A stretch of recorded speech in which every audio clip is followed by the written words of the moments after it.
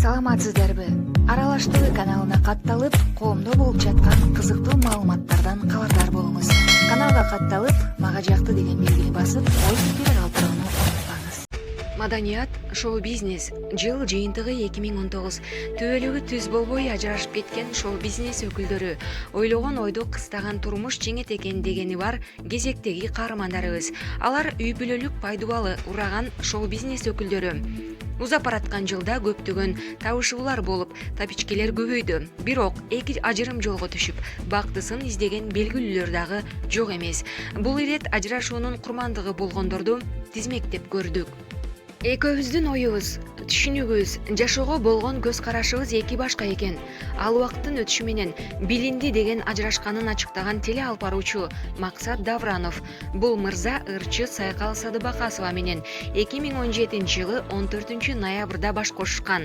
Түгөйлөрдүн түбөлүгү бир болбой 2019 жылы ажырашып кеткенин ачыкташкан. Куудул Кабыл Бөрүбаевдин кызы Кыз Сайкал Кабылова 17 жашында Эрнис Айдаралиев аттуу жигитке турмушка чыккан.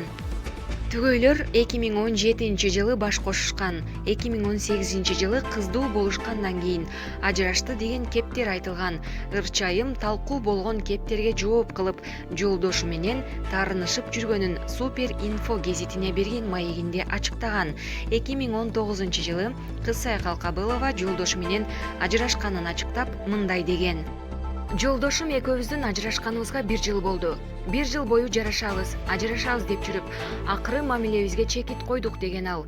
Өзүн кыргыздын Дем атаган ырчы Гүлзат Мамытбек америкалык режиссер Хуан Бендияга турмушка чыккан.